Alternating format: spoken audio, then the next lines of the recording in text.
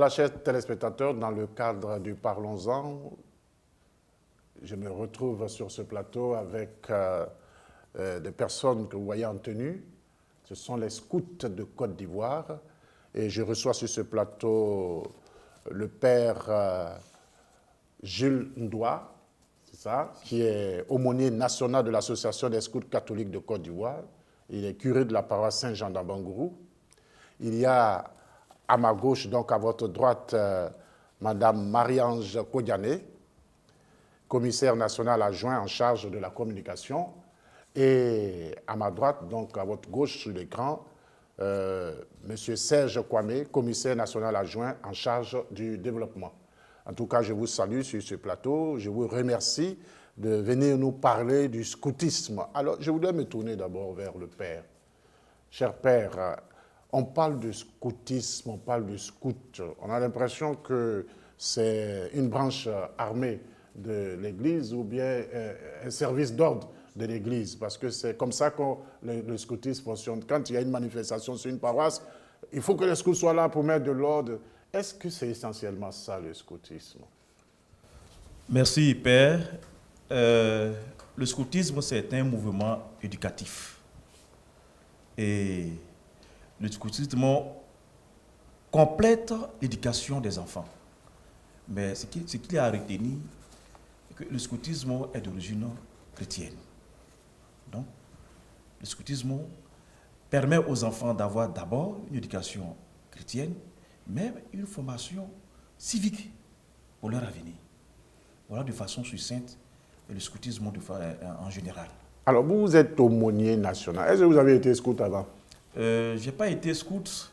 Quand j'ai fini ma formation au séminaire en 2007 et que j'ai été ordonné en 2008, c'est là que mon ancien évêque, Monseigneur Jean-Jacques, m'a nommé aumônier des scouts.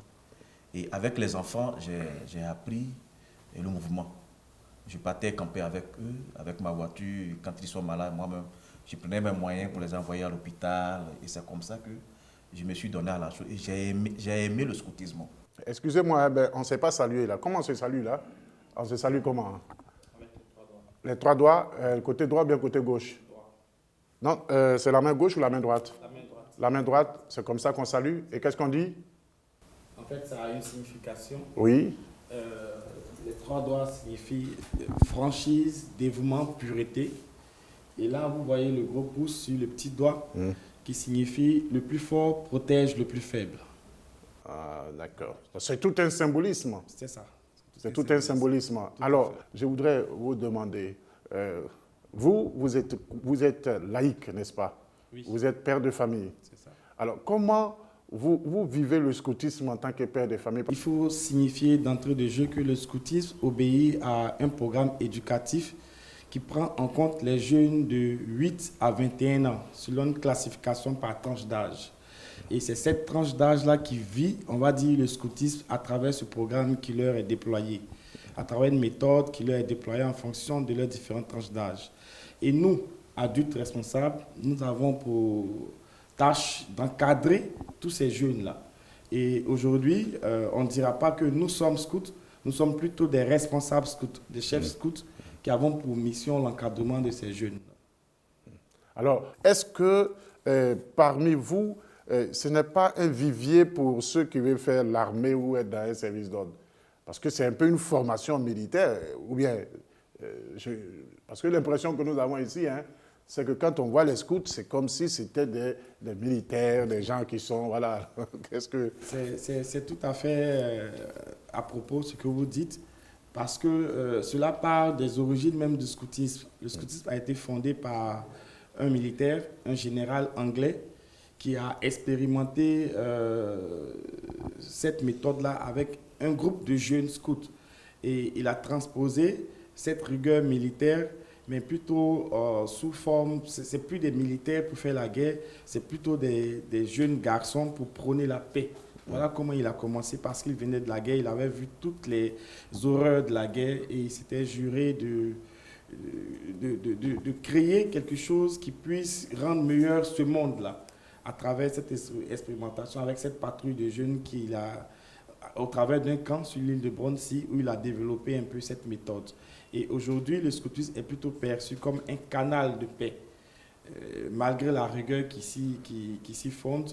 Et aujourd'hui aussi, il faut noter surtout que, comme à la suite du père tout à l'heure, que le scoutisme est une forme d'éducation non formelle qui vient compléter l'éducation formelle à l'école et informelle à la maison. Alors, père, comment est-ce que vous arrivez à allier scoutisme et pastoral paroissial? Vous êtes curé de paroisse, comment vous faites? Je suis curé de paroisse. Pour moi, c'est plus facile parce que c'est en même temps la pastorale. C'est en même temps la pastorale parce que sur ma paroisse, il y a des scouts. Donc, au niveau national, on élabore un programme national. Et c'est en fonction de ça, j'élabore aussi mon programme pastoral. Voilà, c'est en fonction de ça que je travaille. Vous êtes donc du diocèse d'Abengourou. Et vous êtes le responsable national. Alors, au niveau national, là, au niveau des aumôniers, est-ce qu'il y a une réaction? Est-ce qu'au niveau de chaque diocèse, il y a des activités qui s'organisent? Il faut dire que depuis que j'ai occupé le poste national, il y a assez de prêtres qui s'intéressent au scoutisme. Parce que j'ai montré que le scoutisme était quand même un mouvement qui pouvait permettre même aux prêtres même d'être dévoués dans son travail. Ça permet aux prêtres même d'être vraiment efficaces parce que c'est un mouvement qui nous permet d'être nous-mêmes réellement efficaces. Donc, depuis un certain moment, l'ensemble des aumôniers s'intéressent beaucoup au scoutisme. Et dans l'année, nous avions peut-être 2 rencontres. Nous choisissons les diocèses et nous partons pour des rencontres pour la formation des aumôniers. Et cette année, on a eu la formation à Bengourou, au centre Saint-Kizito, et on devrait terminer l'année à Mans, mais on n'a pas pu compte tenu du Jamboree. Donc l'année prochaine, on a déjà programmé pour l'année prochaine en mars pour la rencontre des aumôniers. Mais il faut dire que chaque diocèse a la possibilité d'organiser ses aumôniers. C'est-à-dire que l'aumônier diocésain rassemble les aumôniers paroissiaux pour les former. Quand nous les formons au niveau national, et ils ont le droit d'aller former les aumôniers au niveau des diocèses.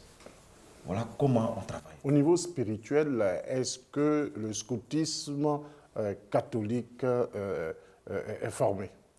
Oui, au niveau spirituel, le scoutisme est fort parce que quand on prend les principes du scoutisme, nous avions le principe envers Dieu, le principe envers soi-même et le principe envers autrui.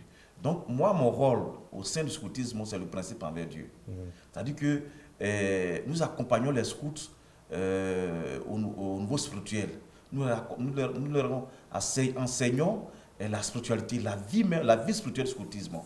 Donc, chaque fois qu'il y a une rencontre nationale, nous sommes là pour dire les messes, leur donner les conseils. Au fait, moi, personnellement, je suis le collaborateur direct du bureau national, du commissaire national.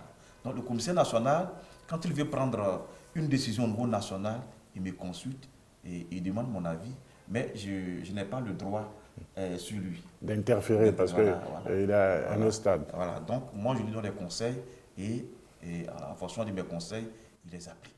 C'est comme dans l'armée, hein? Bon, on ne peut pas, voilà, lui il a eu une formation, vous êtes seulement engagé, c'est comme l'aumônier militaire, voilà, il ne peut pas interférer au niveau de, chacun a son grade.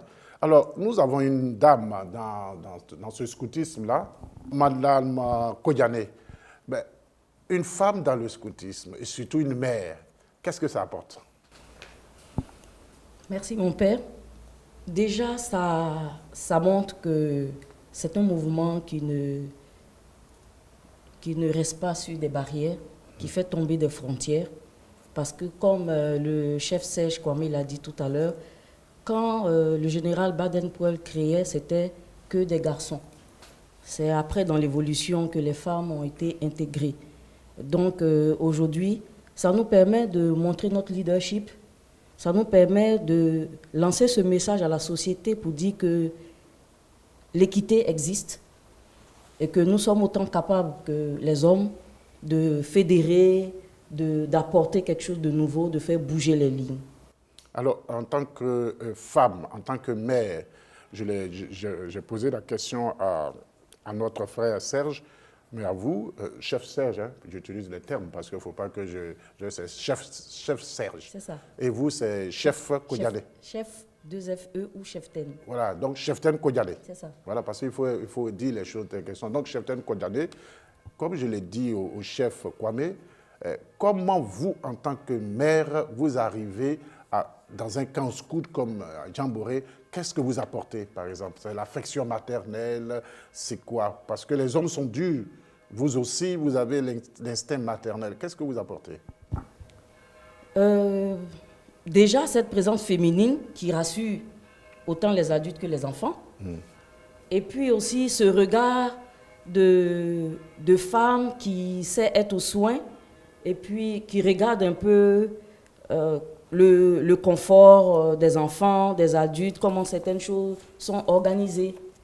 Voilà. Mais ce qu'il faut retenir, c'est que c'est vraiment de l'équité qui est pratiquée. Il n'y a pas ce que les hommes peuvent faire, ce que les dames peuvent faire. C'est-à-dire que nous partageons les tâches à titre égal et voilà, nous sommes missionnés pour ce que nous avons à faire parce que d'abord le mouvement, il rend très autonome. Moi, je suis mère de 5 enfants. Tous mes enfants sont scouts. Ils vont camper, ils sont autonomes. Ils ne me recherchent pas dans les camps. Voilà, ils sont dans leurs entités, ils travaillent, ils font les programmes, ce qu'ils ont à faire. On se retrouve à la fin des camps, on partage dessus. Au niveau de la maison, je constate que ça les rend autonomes, ça les rend leaders, ils prennent des décisions, ils s'engagent facilement, ils s'organisent plus facilement et ils ne sont pas dans nos jupes tout le temps. Mais qu'est-ce que vous pouvez dire aux parents, par exemple, quand on dit qu'il y a un camp de scouts, ces parents qui sont un peu réticents, qui ont peur? Le scoutisme, c'est le pont entre la maison, l'éducation qui est donnée par les parents et l'instruction à l'école. Donc, les parents aussi n'ont pas à se désengager de l'éducation de leur enfant. Il y a une éducation de base que l'enfant il a déjà quand il arrive au mouvement. De plus en plus, selon les méthodes de l'Organisation mondiale du mouvement scout, les droits des enfants, les droits de l'homme, tout cela s'est intégré à nos programmes. Donc, bien que ce soit mixte, il y a un minimum de gestion qui est faite de telle sorte que l'intégrité physique des enfants soit respectée selon leur genre. Donc, sur ça, ils peuvent être rassurés. Merci beaucoup. Alors, nous allons passer la parole à notre frère Kwame Serge. Alors, nous avons entendu que ces jours-ci, il y aura un jamboree. Et ce jamboree-là, c'est du 9 au 19 août. C'est au kilomètre 24 dans Songon, du sud de Yopougon. Alors, qu'est-ce que vous pouvez déjà en dire? Un jamboree, c'est quoi? Merci, mon père. Le jamboree se définit par le plus grand rassemblement chez les scouts. Aujourd'hui, il est perçu comme une extraordinaire fête qui rassemble parfois des ennemis d'hier, des personnes jeunes et adultes d'ethnies différentes, de religions même différentes, d'appartenances politiques différentes, mais qui se retrouvent autour d'un feu en train de faire la fête, le feu qui est chez nous le symbole de la fraternité scout. Et voilà un peu comment nous, on oriente un peu l'organisation de nos jamborees. Cette année, en Côte d'Ivoire, se tiendra le jamboree national de l'Association des scouts catholiques de Côte d'Ivoire. À ce jour, nous sommes plus de 10 200 participants réunis sur ce site du kilomètre 24. 10 200, ça peut faire peur. Oui. Ça peut faire peur, mais rassurez-vous, aujourd'hui, notre association est consciente de ce qu'une telle organisation requiert des dispositions. Et ces dispositions-là touchent aussi au domaine, aux paramètres sécuritaires, aux paramètres médicaux. Et nous avons aussi un certain nombre d'activités attrayantes pour meubler ces 10 jours-là. Voilà. En gros, le scoutisme, à travers l'Association des scouts catholiques de Côte d'Ivoire, permet aux jeunes, à 10 000 jeunes, de vivre des vacances saines pendant 10 jours autour de programmes. Le thème, ce sera? Le thème, c'est Scouts, jeunes citoyens engagés pour le développement durable. Le développement durable. C'est ça. le développement durable. Alors, pendant ces 10 jours, vous allez mener des activités. Et donc, ce lieu-là, 10 000, c'est beaucoup, vous êtes nombreux. 10 000 personnes, c'est sur combien d'hectares? On a 10 000 hectares. 10 000 hectares? Oui, c'est une plantation d'EVA. De 10 000 hectares ou bien 10 hectares? 10 000 hectares, je vous dis. 10 000 hectares. C'est une plantation industrielle. Mais, non, mais il y a une parcelle qui nous est attribuée Oui. pour nous installer. Ah, d'accord. Assez vaste aussi. Ah, d'accord. Pour accueillir 10 000 personnes. 10 000 personnes. Ah, Venant des délégations différentes qui font référence aux différents diocèses. et donc, ce sont les scouts de Côte d'Ivoire. Est-ce qu'il y aura des personnes extérieures? Bien sûr, nous avons invité 11 pays africains et 5 pays européens qui ont confirmé leur présence, qui sont représentés. Donc, c'est du 9 au 19 août et c'est au kilomètre 24 Songon et c'est dans le diocèse de Yopougon. C'est ça. Et vous serez 10 000 et plus. Plus de 10 000. Plus de 10 000. En tout cas, je vous félicite pour la gestion. Et tout cela sera encadré. Tout à fait. Vous êtes le chef de camp de la 11e édition de ce jamboree que vous avez dénommé Atoubala. C'est le tam-tam normal Atoubala. Alors, vous allez parler aux téléspectateurs qui nous regardent. Dites-leur que ce jamboree-là, il faut qu'il soit, que tous les scouts y soient, qu'aucun parent ne fasse l'économie. Voilà, qu'il dise à son enfant qui est scout de venir, car il y a toute la sécurité. Parce que c'est vous qui engagez ça. Moi, je ne peux pas parler à votre nom. Voilà, dites ça. Bien, chers parents scouts, chers jeunes scouts, nous vous donnons l'assurance que tout est prêt pour cette grande messe, tout est prêt pour cette extraordinaire fête qui va réunir plus de 10 000 jeunes sur ce site du kilomètre 24 Songon. Venez, nous vous y attendons pour célébrer la fraternité, pour célébrer la paix, l'amour du Christ et aussi pour nous engager dans le développement durable. Nous avons déployé un programme qui tourne autour de différents pôles.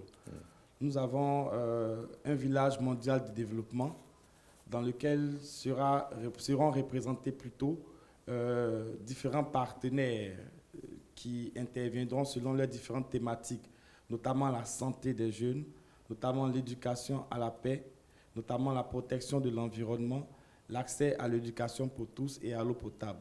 Nous avons plusieurs thématiques que nous allons développer autour de ce village mondial de développement. Nous avons des activités qui sont prévues par tranche d'âge où les jeunes ont l'occasion de déployer le programme éducatif qu'ils ont vécu durant toute l'année. Nous avons un grand pôle religieux qui tourne autour de 3 grands moments. Nous avons la messe d'ouverture, la célébration de l'Assomption avec une veillée. Nous avons la messe de clôture et nous avons tous les matins les messes quotidiennes avec l'exposition quotidienne du Saint-Sacrement sur les sites. Et donc voilà un peu déployé de façon linéaire, pas dans les détails on va dire, mais de façon linéaire globalement le programme qui sera déroulé. Et Père, est-ce que vous avez un dernier message? Je voudrais appeler tous les prêtres au niveau de la Côte d'Ivoire, les prêtres aumôniers, de s'intéresser efficacement au scoutisme. Je demande aussi aux pères de venir massivement au jamboree. Quand vous venez, vous découvrez en même temps la culture ivoirienne. C'est fondamental, c'est super. Parce que 10 000, c'est Voilà. comme Donc, si... nous exposons pratiquement c'est un village. la vie même de notre pays, la culture de notre pays, le brassage de notre pays. C'est intéressant. Serge Kwame, le dernier mot? Il sera aussi procédé à ce jamboree-là un grand événement sportif, une grande randonnée qui va réunir des randonneurs venus de l'Afrique. Madame Kodiane? Je vous demanderai juste de nous suivre. Nous sommes sur les réseaux sociaux, Scout ASCCI. Nous sommes aussi sur le web avec le site internet www.scoutascci.org. Vous pouvez nous suivre là-bas tout le temps sur les comptes Instagram, YouTube et Twitter. Merci donc à vous tous sur ce plateau. Je voudrais tout simplement vous dire que nous avons été très heureux de vous accueillir. En tout cas, merci pour le service. Merci Père pour cette aumônerie parce que je vois qu'il y a du jus dedans. Il y a du jus et j'ai envie d'être aumônier moi aussi des scouts parce que j'ai l'impression qu'il y a de bonnes choses dedans. Chers téléspectateurs, être scout, c'est vivre bien, c'est se développer moralement, intellectuellement et physiquement.